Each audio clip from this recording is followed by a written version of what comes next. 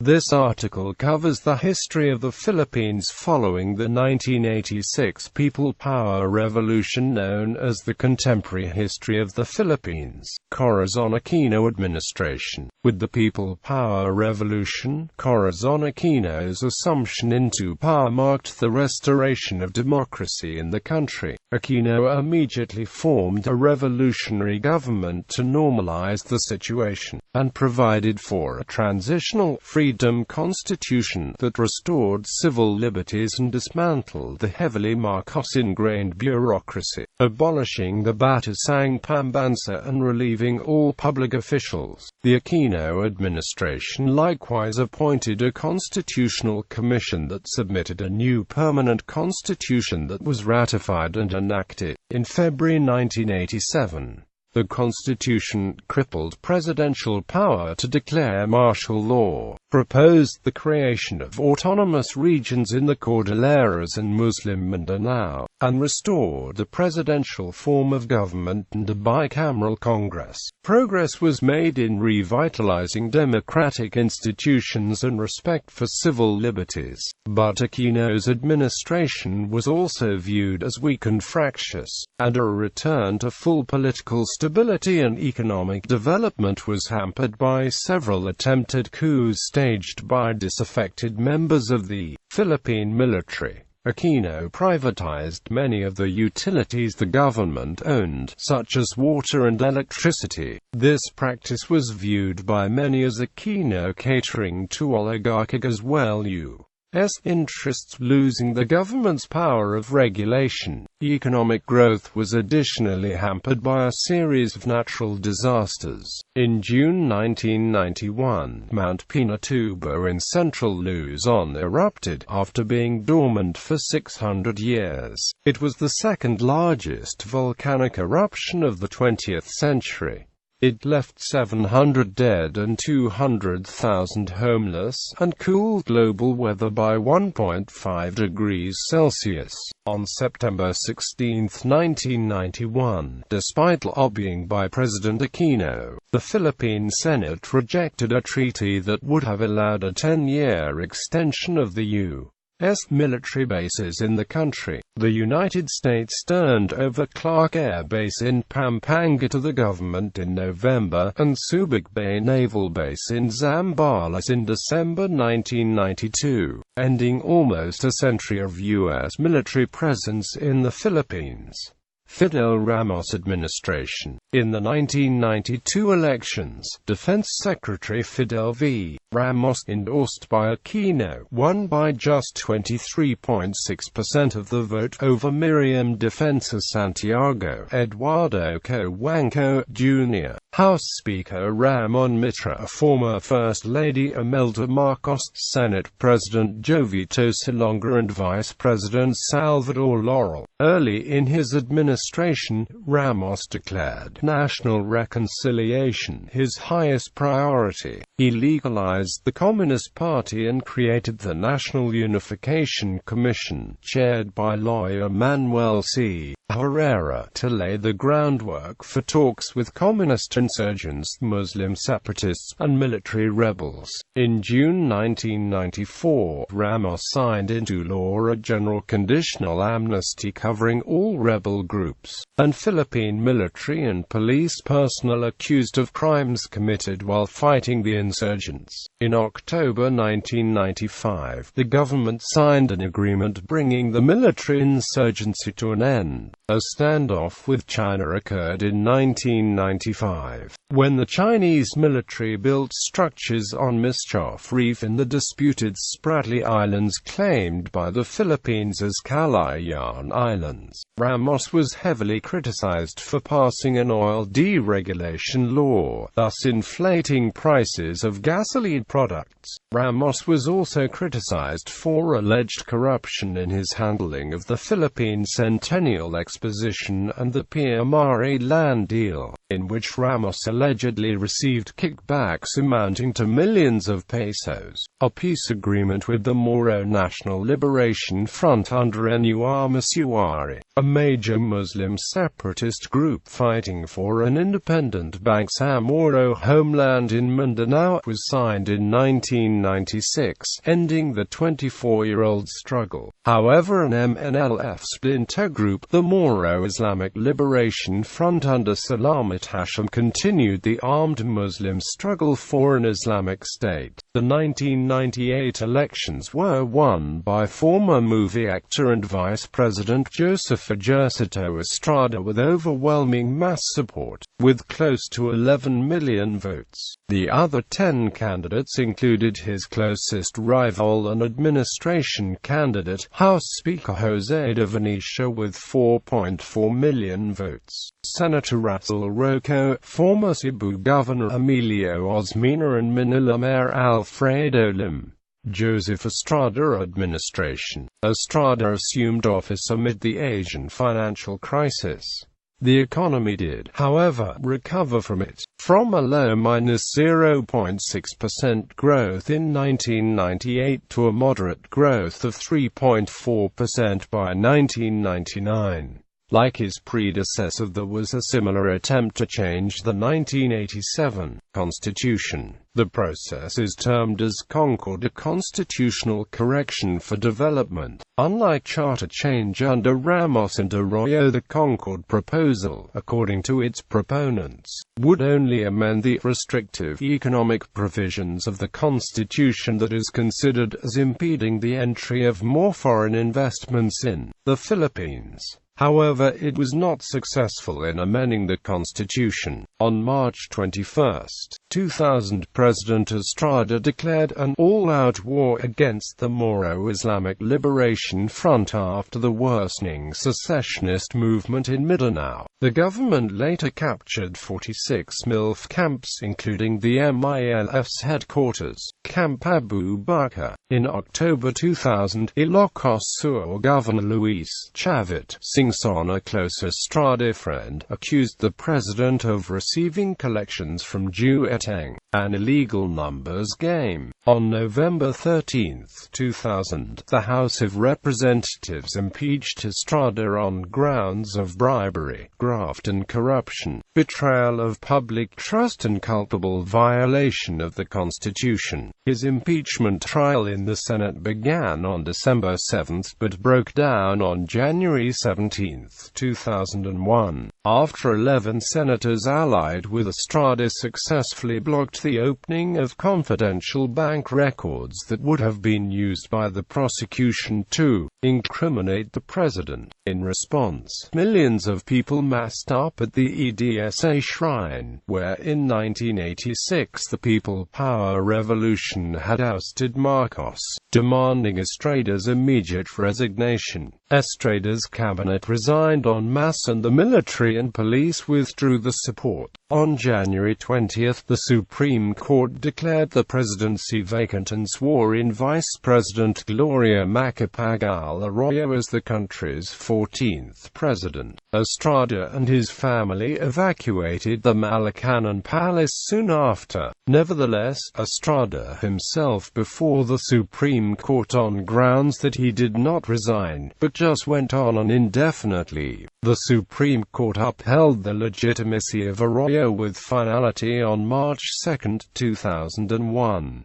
Gloria Macapagal Arroyo administration. Vice President Gloria Macapagal Arroyo was sworn in as Estrada's successor on the day of his departure. Estrada later challenged the legitimacy of Arroyo's government, claiming he did not resign from office, but the Supreme Court twice upheld Arroyo's legitimacy. After Estrada was arrested on corruption charges in April 2001, thousands of his supporters staged an EDSA-3 to overthrow the Arroyo government, but the attempt failed when the protest rallies degraded into violence. Arroyo's accession to power was further legitimated by the midterm congressional and local elections held in May 2001, when her coalition won an overwhelming victory. Arroyo's initial term in office was marked by fractious coalition politics as well as a military mutiny in Manila in July 2003 that led her to declare a month-long nationwide state of rebellion, although she had declared in December 2002 that she would not contest the May 2004 presidential election, citing a need to heal divisiveness. She reversed herself in October 2003 and decided to run. She was re-elected and sworn in for her own 6-year term as president on June 30, 2004. In 2005, a tape of a wiretapped conversation surfaced bearing the voice of Arroyo apparently asking an election official if her margin of victory can be maintained. The tape sparked protests calling for Arroyo's resignation. Arroyo admitted to inappropriately speaking to an election official, but denied allegations of fraud and refused to step down. Attempts to impeach the president failed later that year. Toward the end of her term, Arroyo spearheaded a controversial plan for an overhaul of the Constitution to transform the present unitary and presidential republic with a bicameral legislature into a federal parliamentary government with a unicameral legislature. Benigno Aquino III administration. Senator Benigno Aquino III, son of former President Corazon Aquino, won 15 million votes, less than 50% in the Philippine presidential elections. 2010. The presidential transition of Benigno Aquino III began when Aquino won the 2010 Philippine presidential election. On June 9, 2010, at the Batasang Pambansa complex in Quezon City, the Congress of the Philippines proclaimed Aquino as the president-elect of the Philippines, following the 2010 election with 15,208,678 votes, while Jeff Omar Binay, the former mayor of Makati City, was proclaimed as the vice president-elect of the Philippines with 14,645,574 votes, defeating runner-up for the vice presidency Rox as the standard-bearer of the Liberal Party for vice president. The transition was in charge of the new presidential residence,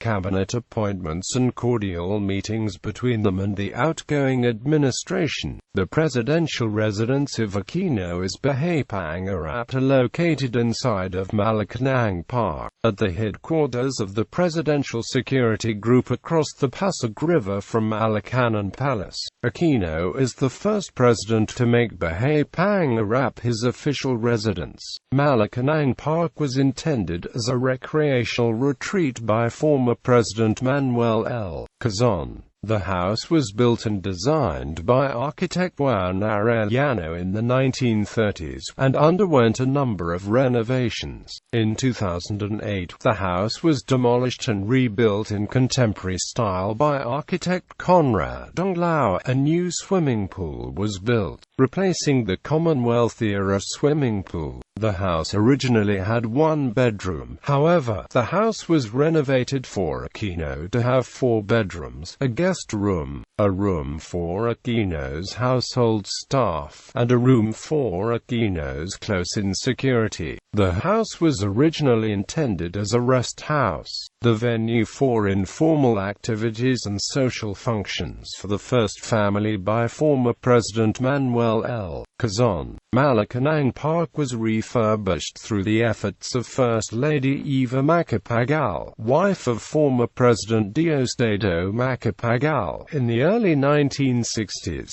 First Lady Macapagal renamed the rest house as Bahay Pangarap. During the presidency of Fidel v. Ramos, the house was restored and became the clubhouse of the Malacanang Golf Club. The house was used by former President Gloria Macapagal Arroyo to welcome special guests. Aquino refused to live in Malacanan Palace, the official residence of the President of the Philippines, or in Alagi Mansion, the residence of former Presidents Corazon Aquino and Fidel v. Ramos stating that the two residences are too big, and also stated that his small family residence at Times Street in Quezon City would be impractical, since it would be a security concern for his neighbors. On May 11, 2010, outgoing President Gloria Macapagal Arroyo signed an administrative order creating the Presidential Transition Cooperation Team. Arroyo instructed outgoing Executive Secretary Leandro Mendoza to lead the transition team. The transition team was created to ensure a peaceful, orderly transition on the 30th of June. On June 9, 2010, the transition team started informal meetings with the Aquino transition team. On June 16, 2010, Aquino organized his transition team in a letter to outgoing Presidential Management Staff Secretary Elena Bautista-Horn. Aquino appointed the members of his transition team, defeated runner-up for the vice presidency Roxas, incoming Executive Secretary Paquito Ochoa Jr., former Secretary of Education Florencio Abad, former Secretary of Finance Cesar Purisima, and Julia Abad, daughter of Florencio Abad and Aquino's Chief of Staff.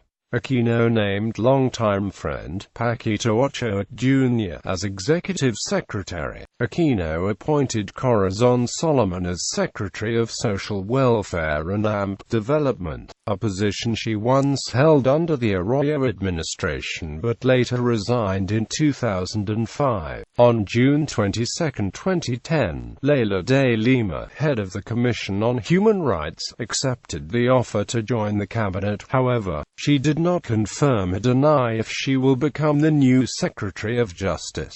On July 2, 2010, de Lima took over the helm of the Department of Justice. On June 23, 2010, Vice President-elect Jeff Omar Binay refused to accept any cabinet portfolio so as not to burden Aquino. Binay initially wanted to become Secretary of the Interior and Local Government. However, Aquino said that the post is not being considered for him. Aquino has offered Binay various positions, such as to head a commission that will investigate the outgoing Arroyo administration, the posts of Secretary of Agrarian Reform, Chairman of the Housing and Urban Development Coordinating Council, and the Chairman of Metropolitan Manila Development Authority, but Binay has rejected all cabinet positions. However, on July 15, 2010, Binay has accepted the offer of Aquino to take charge of the housing sector as chairman of HUDCC.